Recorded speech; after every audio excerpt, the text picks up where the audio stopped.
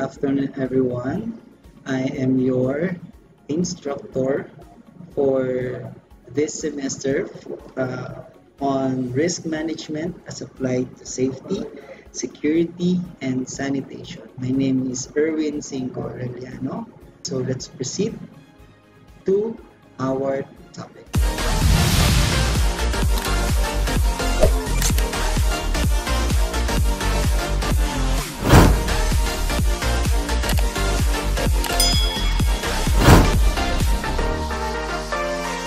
As management tool, risk assessment is powerful as provides fact-based and science-based decision-making in safety, security, and sanitation. What does it mean when it tells us that it should be fact-based and science-based? Anyone from my guest? First, what is fact-based? Sir, pwede po mag-try? Yes, everyone are very much welcome to answer and to butt in with my discussion. Alright, sige, go ahead. Ano po, may pruweba po? May pruweba. Okay? Fact. Ibig sabihin, may pruweba ka, may pinanggalingan yon, at ito ay yung totoong nangyari. How about science-based? Pinag-aralan. Okay, very good, Miss Geronimo. May method po, paano po siya nagawa? Or... Correct. Ayan, may method. Scientifically based. Okay, ibig sabihin may method na sinunod. Ano yung unang ginawa? Okay, ano yung susunod na gagawin para i-resolve? When making a decision on safety, security, and sanitation, it should be fact-based and science-based decision-making method. So the trifocal function of risk assessment as overarching process shall be conducted through the discipline of risk identification, risk analysis, and risk evaluation. Yun yung tinatawag na trifocal functions of risk assessment. Number 1, risk identification. Number 2, risk analysis. And number 3, risk evaluation. Ano ba Tagalog ng risk? Sige nga, anyone? Panganib po. Panganib. Ayan. Ano ba yung panganib na naghihintay, na nakaabang sa atin? Okay? Ano yung panganib na pwedeng mangyari sa atin during working hours? Yung mga panganib na yan, we have, number 1, to identify. Ano ba yung panganib na sinasabi? Okay? And then, kapag na-identify na natin siya, i-analyze natin siya. Saan siya nagmula, paano siya nag-occur, or paano siya nangyari. And then, we will evaluate, number 3, risk evaluation. We will evaluate kung paano natin siya susolusyonan at Mamamanage po. mamamanage, maiiwasan. Okay? In this figure, so nakita nyo, meron niyang tatlong part. Yeah. The risk identification, risk analysis, and risk evaluation. In risk identification, we have first, find the risk. Hanapin natin kung nasan yung panganib. And then, for example, sige, I will give you a scenario. For example, isang empleyado, okay, sa kitchen area ay may isang aksidenteng nangyari. Nadulas ang isang empleyado, nabagok, naduguyulo, and then dinala sa ospital. So, sa risk identification, number 1, hanapin natin yung panganib. Nakita natin, sa kitchen area, may nadulas. Okay? May nadudulas dyan. Okay? That is finding the risk. Bakit ba siya nadulas? Then number 2, recognize the risk. We have to recognize na sa kitchen madulas. That is recognizing the risk. Okay? Madulas ang sahig sa kitchen. And then describe the risk. Paano nadulas? Yung empleyado. Ano yung mga reasons kung bakit siya nadulas? Okay? Dun sa incident na nangyari or sa accident na nangyari. In risk identification, how will you identify the risk? Anyone? Ms. Redubla? Ano po, di ba dun, yung nadulas po ba yung sinabi niyo? Yes, correct. Ano po, kung, di ba po kasi syempre nadulas siya. So, hahanapin po natin yung reason kung ano po muna yung pinagmulan. Kung sa pagkain po ba or sa kung naglilinis or sa crew. Doon po muna natin siya hanapin sa pinagmulan po ng pagkadulas niya. Okay. Number 2.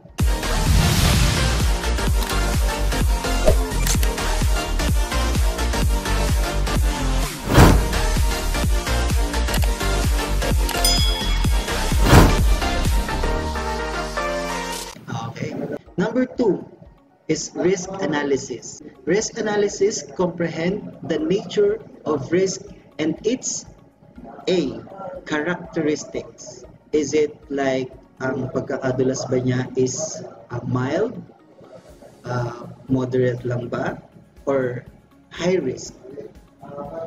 Sa tingin nyo, dun sa example natin, yung characteristic ng incident or yung accident, diba? High risk po, sir. High risk. Kasi, High risk. Kasi po, yes. na punta na po emergency. Okay, ayan. Kasi yung safety na nung employee ang nakasalalay. Okay?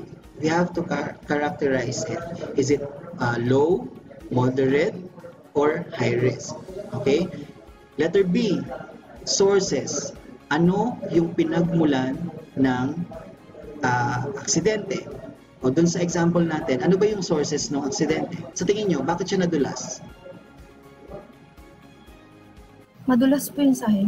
Because it's wet. Okay? Basa po yung sahig. That's correct. Okay? Or pwede rin na nagmamadali yung employee. Okay? Nagmamadali siya in the sense na malayo yung pupuntahan niya. That's why kailangan siyang magmadali. May natapakan o natalisod. Ayan. So, baka mamaya may mga nakakalat na mga equipment. Okay? Pwede yon. That is the sources. Letter C, consequences. Okay? Kung basa ang sahig, marami nakakalat, ano yung consequences na pwedeng mangyari? Pwedeng hindi lang basta mabago or magkaroon ng sugat sa ulo. Pwede rin mabalian ng buto. Ayan. Very good, Miss Musa. Okay? Pwedeng mabalian, fracture, okay? Or other. Pwede rin cause of death. Pwede rin yan. Pwede niya rin yung ikamatay. Okay? That is how we analyze the risk. And the last is scenarios. We have to determine saan siya nanggaling, saan siya dumaan, saan siya pupunta, at kaya nangyari yun. For example, yung empleyado pala na yon is galing sa dining area. Tapos pupunta siya sa likod, sa back room or sa back door. Nagmamadali siya kasi nandyan na yung delivery. Dumaan siya sa kitchen, ang daming kalat, basa yung floor, nadulas siya, nabagawang ulo, dinala sa ospital. That is how we analyze the risk.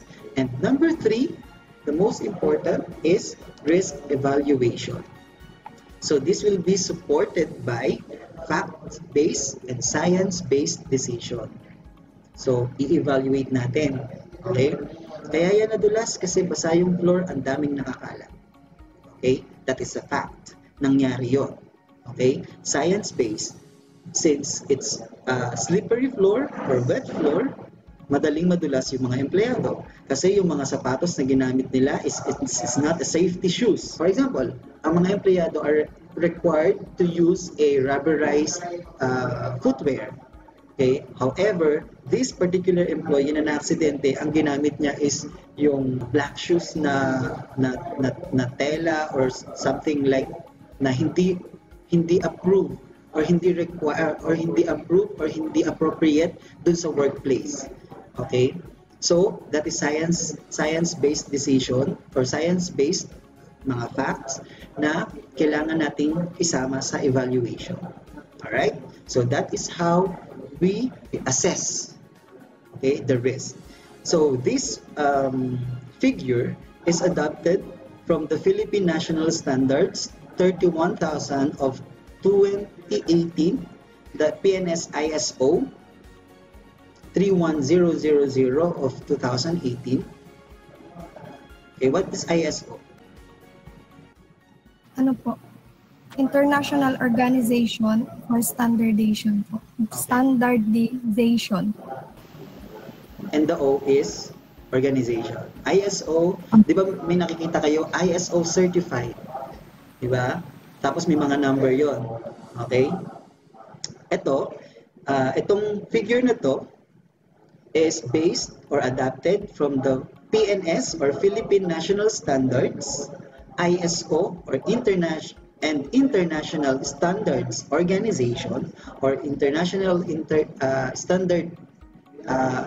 Standardized Organization, okay, 31000 of 2018.